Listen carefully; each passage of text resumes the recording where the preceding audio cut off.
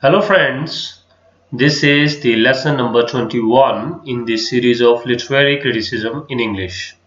In the previous video we discussed William Wordsworth as a critic, and now in this lesson we shall consider S.T. Coleridge, Samuel Taylor Coleridge, as a literary critic. So we all know William Wordsworth and S.T. Coleridge both are romantic writers, romantic poets. So they are contemporary. They worked together in a work that is called as lyrical ballad.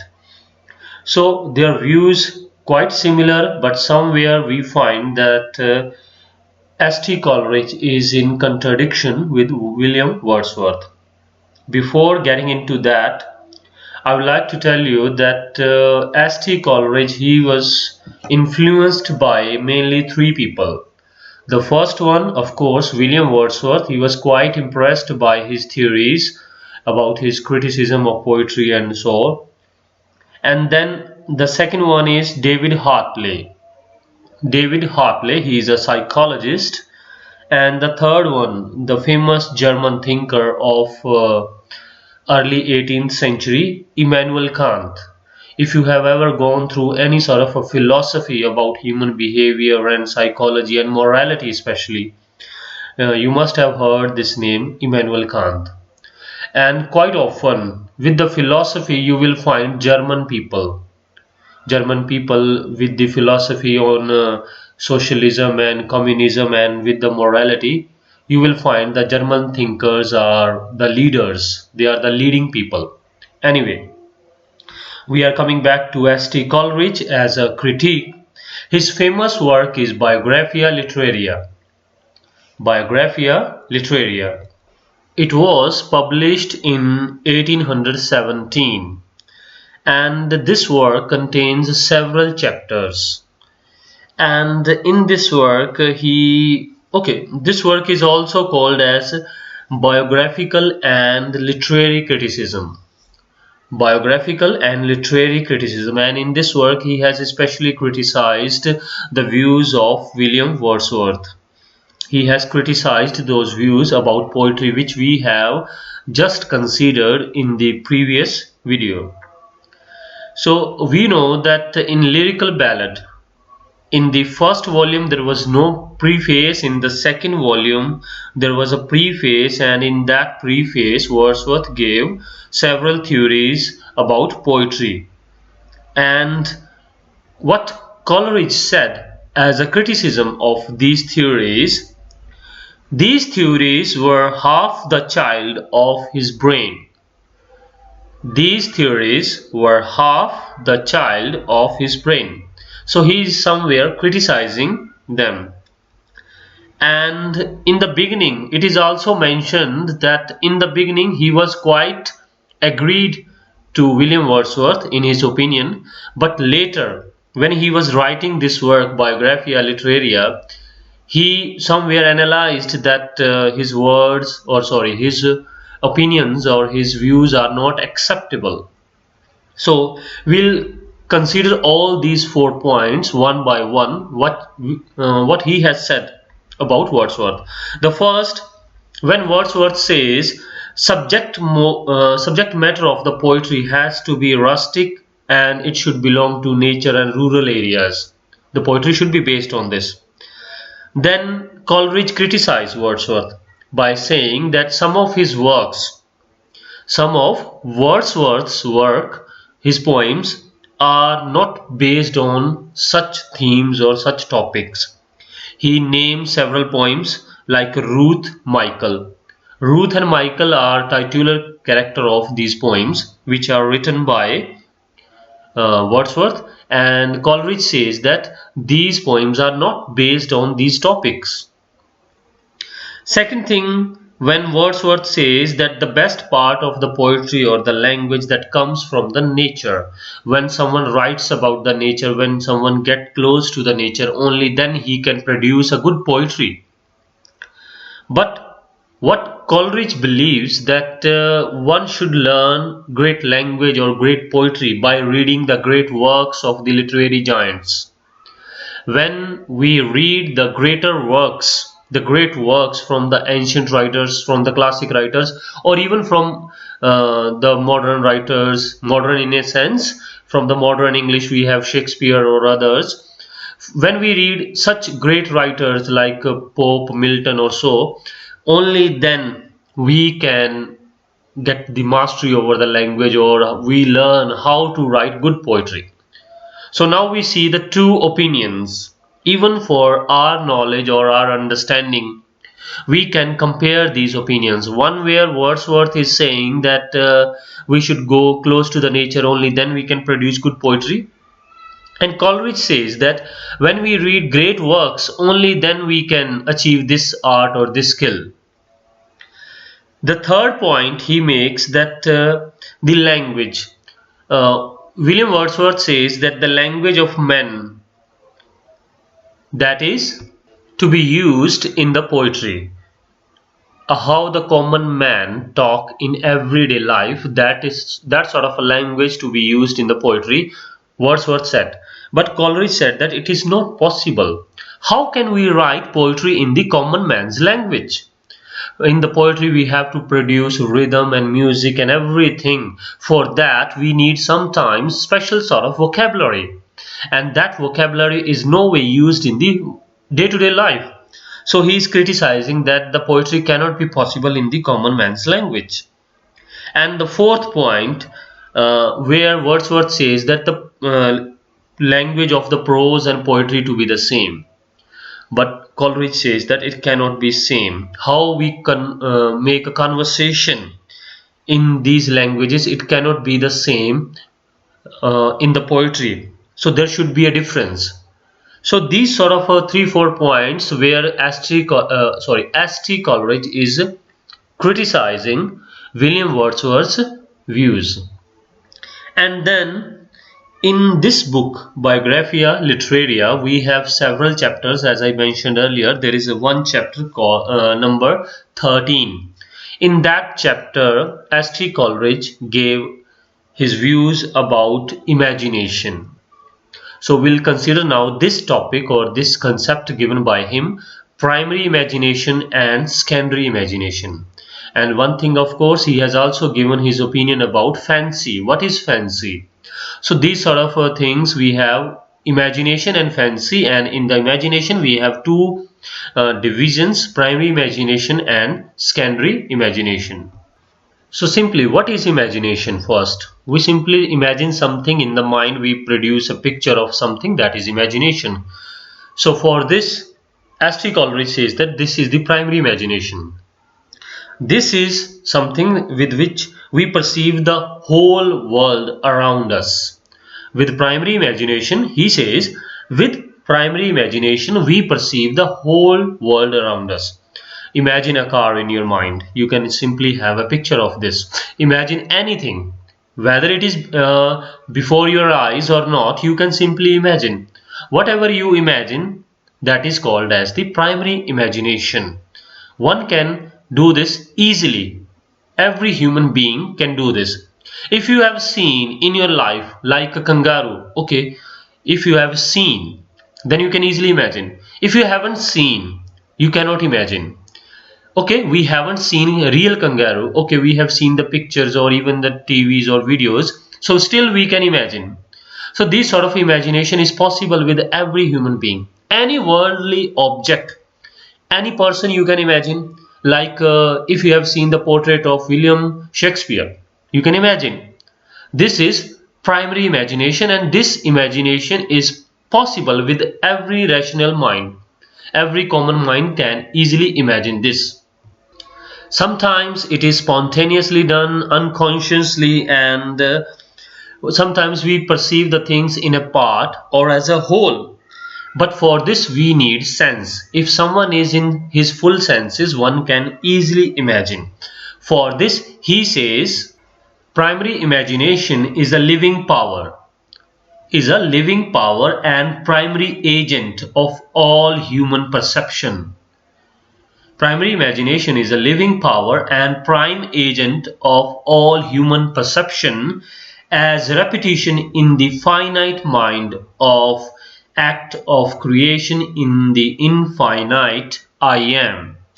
It is a universal power. Okay, that is a long sort of a definition we can call, and in fact it was a question in UGC NET exam as well, that this definition of primary imagination is been given by S.T. Coleridge, and it is in the book Biographia Literaria. And in this he is simply saying that whatever we human being imagine or have perceptions, that all comes to us with primary imagination. And now we come to the secondary imagination. He says that it is somewhat different from the primary imagination. In fact, it is the next level of a higher degree, and it is the echo of the primary imagination. How? That first he says that it is not possible with every human being. Secondary imagination is not possible with every human being. Only artist person or artist can do this. Only the great poets or the artists, they can achieve this secondary imagination. It requires will and conscious effort. Remember, earlier I said that for primary imagination it is sometimes spontaneous, and it is done with will and conscious effort. So one do it knowingly. This sort of imagination, secondary imagination, one can do knowingly and with some efforts, some conscious efforts. For example, you have to write a poetry. You have to write a story, a fictional thing. For this you need secondary imagination. Okay, any ordinary person can think of a person. Okay, we are talking about a fictional story and fictional characters. One can easily think of a person in imagination, that is primary imagination. But when it comes to write a story about that person, then we have to produce several images, lot of things we have to imagine. We have to put them in a chain, we have to diffuse them, means we have to produce a big picture. Several pictures are contributing to produce that big pictures, means the things are related. So sometimes we see that writing a story is not an easy job. Writing a poetry is not an easy job. It is done with the secondary imagination. With primary imagination you can just think of a line or two or a person or a character. But when it comes to write a big thing like a story or a poem, fictional thing, then it requires secondary imagination. For that you need to put a conscious effort to achieve this. This is very important. For secondary imagination, he says, an active agent that dissolve, diffuses and dissipate in order to create, and this can be achieved or enjoyed only by the artist. For secondary imagination he says this. So I think it's quite clear that primary imagination is of a low degree and is producing a single picture or so, something like from the memory we produce. But secondary imagination is so much different. It is done with conscious effort. When you are sitting and you have a pen or pencil in your hand and you are supposed to write something, then you think a lot. That is secondary imagination. You are doing it knowingly. For the moment, if you are sitting and you simply an idea come to your mind that okay, about any movie, that is simply primary imagination. It is not secondary imagination. Secondary imagination is done with conscious effort and willingly. Okay, moving further, we have now the two more items or the concepts to be compared given by S.T. Coleridge in the same book, imagination and fancy. Imagination, about it I have already told you, and about fancy, what he says, fancy is something that belongs to the memory. Sometimes we have memorized the things. These sort of things are called fancy. How? Like we just think of a car. You want to have a car in your life, and then several pictures come to our mind. From the outer part, from the inner part, sometimes we think that we are sitting in the car or so. So these sort of things, this is simply fancy, not imagination. It produces several pictures. These are separate ones, and each of the picture have their individuality. Means whatever the pictures come to our mind through fancy, these pictures have their individuality. This is the point to remember. What St. Coleridge says, that in fancy several pictures are produced by our mind, but these pictures are separate ones and they never lose their individuality. This is called fancy. Like you are thinking of any house or a car or any park or place. Several pictures you just think. They are not diffused in a one. They are separate ones. They are the individual ones. This is called fancy. This is more or less memory based or memory oriented, or it is a mode of memory we can call. Fancy is the mode of memory. Then we come to imagination once more. For this he says that it creates new forms of beauty. Several pictures as we imagined in fancy, but when we diffuse all these pictures into a single one, and all these pictures are losing their individuality and producing a big picture or a great picture, this is called imagination. So a clear difference even from the exam point of view. In fancy, the different pictures that we imagine, they do not lose their individuality, but in imagination these pictures tend to lose their individuality and produces a bigger picture, larger picture. And he says that imagination is quite superior work in comparison to fancy. Fancy is not something can be called great, but imagination is. And for the deeper understanding of these concepts, we can go to Google, and there are these essays available, and we can go through them. Okay, after imagination, fancy, and these things, we have two more concepts which are discussed by St. Coleridge: poetic genius and talent. Genius, these people, or the people whoever we call as genius, they are by birth, and genius means they are creative person and they have the knack, or we can call the skill of imaginations. So genius people, they are something superior. When we talk about the talent, for this St. Coleridge says that talent can be achieved by learning with you can say the continuous practices. Also talent can be achieved. It is somewhat like a fancy, not of a superiority, and talent is inferior.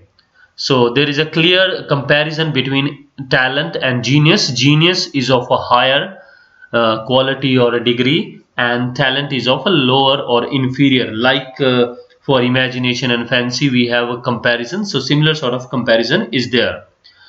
For genius, he also says that genius has power of imagination, and he does this quite easily for human life and nature. Means a person, if he is a genius or an artist or a poet, he is a genius, then he can simply imagine human life, human behavior, nature, and all these things quite easily. And there is a depth in the thought and emotions. So means with the thoughts and emotions, and these are of a good quality. If someone is thinking about bad things in the nature, in the human, this is not. Means there has to be genuine goodness in those things, and there has to be beauty in it, and grandeur, and instinct of musical delight. This is also important for any artist. If he is a genius, he should have this skill of producing musical delight, rhythm, music. It has to be there in a poetic genius.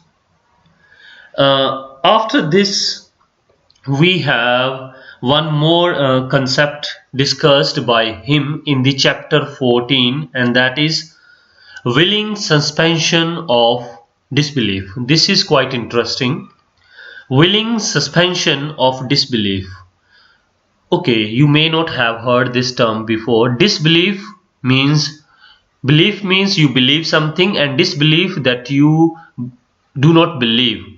If I say that you can say I throw an elephant, I just hold the elephant from or by his trunk and threw him away. Is it possible? You won't believe. It is simply called as disbelief. More like in movies, you see that there are action scenes. Any hero or actor is just simply means doing something incredible things which we cannot believe, and we also believe that these things are no way possible. Someone is diving from the skyscraper or means so huge building is falling down and still surviving, or one is running after the car and managed to get a hold of it. So means all these sort of things which are no way possible. So these things are produced by artists, and the concept of willing suspension of disbelief is quite close to it. In a drama or movie, when we watch something happening before our eyes, and as a rational human being we know that it cannot be possible in real world, but still to enjoy that moment, we put our means conscious mind or our means mind rational mind aside. We suspend our belief and we still imagine that thing to be true and enjoy it. If you want to enjoy it, you have to put your beliefs aside. Only then you can enjoy it. You can watch any movies based on on space and so which sort of things I believe are not possible.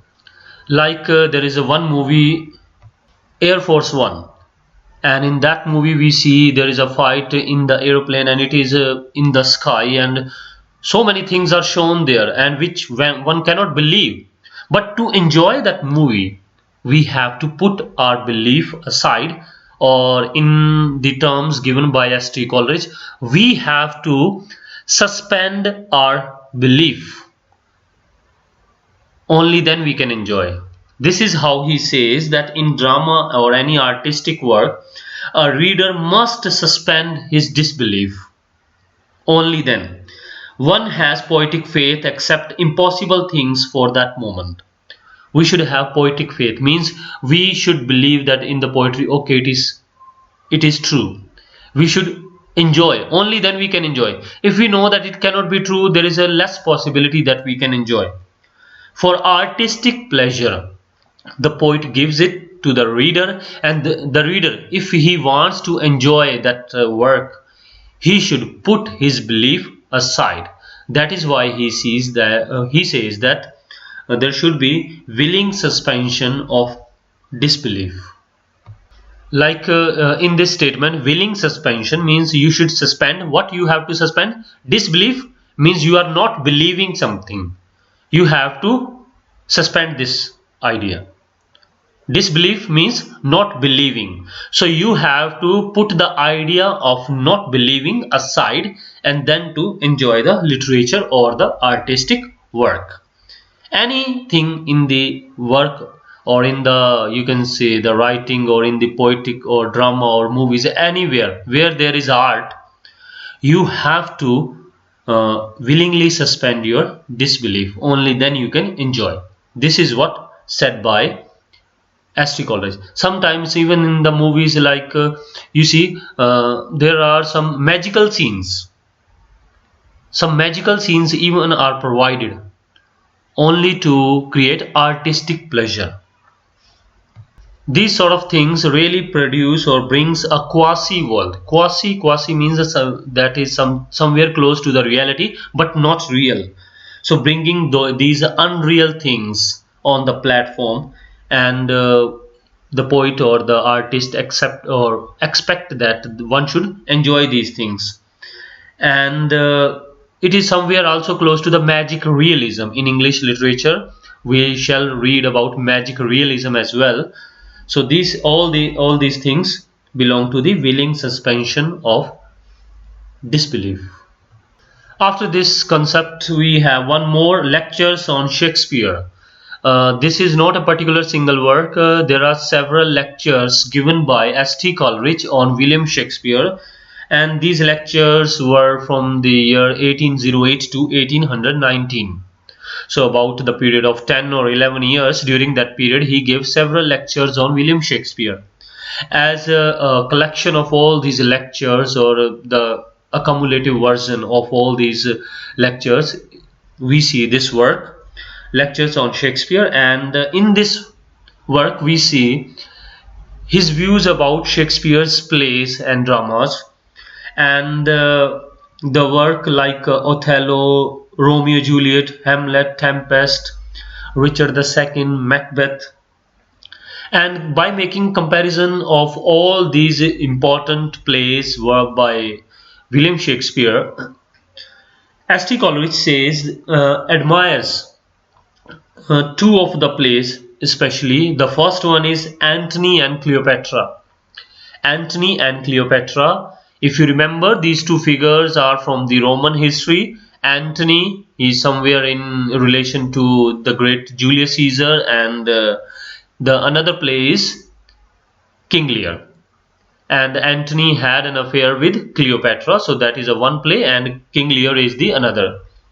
And his personal opinion, S.T. Coleridge, he hates Measure for Measure, one play by Shakespeare, that is Measure for Measure, and he hates this play. And S.T. Coleridge praises most of his plays for their qualities, for artistic qualities, and he also even William Wordsworth also praised his plays, and what he feels that I have a smack of Hamlet myself. Somewhere he writes this line, I have a smack of Hamlet myself, if I may say so. So he is somewhere feeling that when I read Hamlet, I tend to feel myself as Hamlet. What is this? Means when we read some great works, we tend to feel ourselves in the place of the protagonist of that work. So he is saying that when I read, or when I went through, or when I watch the play Hamlet, I tend to feel myself as Hamlet. Yes, I am in his place. So similarly, like we can say he was feeling himself with the personality of Hamlet. So these sort of plays are praised by S.T. Coleridge. One thing you can remember, there are several tragedies written by William Shakespeare, like Hamlet, then Lear, then Othello, and then Macbeth. These are the four famous tragedies. This is their order: Hamlet, then then Othello, then Lear, and then Macbeth. Okay, after that we have several questions from the previous year papers, so we shall discuss those. There is one quote in the question asked, Fancy has no other counter to play with but fixities and definities. And it is from Biographia Literaria by S.T. Coleridge. Another question about willing suspension of disbelief is given in Biographia Literaria by S.T. Coleridge, and one more, it is said by S.T. Coleridge, good sense is the body of poetic genius. Good sense is the body of poetic genius, said by S.T. Coleridge in Biographia Literaria. Then we have a famous name, Francis Jeffrey. He reviewed S.T. Coleridge's Biographia Literaria, which was written in the year 1817. After reading this work, or after reviewing this work, he coined a term. What was that? After reviewing this work, Francis Jeffrey coined a term, and the term was Lake School of Poets. Lake School of Poets. So remember, this term Lake Poets or Lake School of Poets is coined by Francis Jeffrey for 3 poets. The names are S.T. Coleridge, William Wordsworth and Robert Southey. Why he called them lake poets? It is not that they were writing by sitting beside lake. No. They were called the lake poets because they belong to the Lake District. There is a district in England named as Lake, and that is why they are called as Lake Poets or Lake School of Poets. The next question, there is a quote again, best words in the best order. The best words in the best orders said by S.T. Coleridge. And one more question. There are a number of questions, even a repetition like fancy and imagination, the term belong to S.T. Coleridge in Biographia Literaria. And then there is a longer quote I shall read. Humble and rustic life was generally chosen because in that condition essential passions of the heart find a better soil in which they can attain maturity. The quote is before your eyes, and it is said by William Wordsworth in the preface of the Lyrical Ballad. And now the question comes, S.T. Coleridge contradicts this in the work Biographia Literaria by naming 3 poems of Wordsworth. Which are these 3 poems? So these 3 poems are Michael, Ruth and Brothers, written by Wordsworth. So Wordsworth wrote these 3 poems, and these 3 poems are not optimum or not based on the things what Wordsworth says about writing poetry based on nature and so for contradiction, S.T. Coleridge give the example of these 3 poems written by Wordsworth. In another question, fancy is about fixities and definities, and for imagination he says shaping and modifying powers, dissolves, diffuses and dissipates. So these are the things we just have to, I think, remember or cram. Then one more question, Coleridge work of imagination should be written in plain language. Work of any sort of imagination should be written in plain language, said by S.T. Coleridge. For secondary imagination, what he says, another question, it dissolves, diffuses and dissipates or disperse. Another question, yes, the next question, imagination as a faculty by which souls perceive the spiritual unity of the universe. Imagination as a faculty by which souls perceives the spiritual unity of the universe, said by S.T. Coleridge. Then again, question, willing suspension of disbelief is given in the chapter number 14 of Biographia Literaria. And one last question, our power to perceive symbols glean from the world about us. Our power to perceive symbols glean from the world about us, category of primary imagination. So what is glean? There is a word, glean means to pick the things selectively, means like gleaning the seeds. So he says our power to perceive symbols glean from the world about us. It is the category of primary imagination.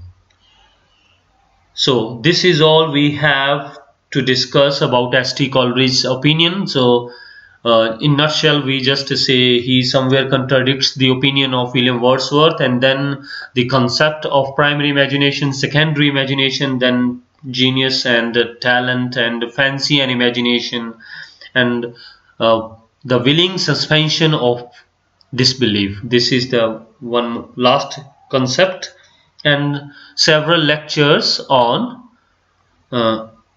Shakespeare also is a work. So that's all we had to discuss. In the next lesson we shall be considering another critique. For the moment, thanks a lot for watching this lesson. Have a great day.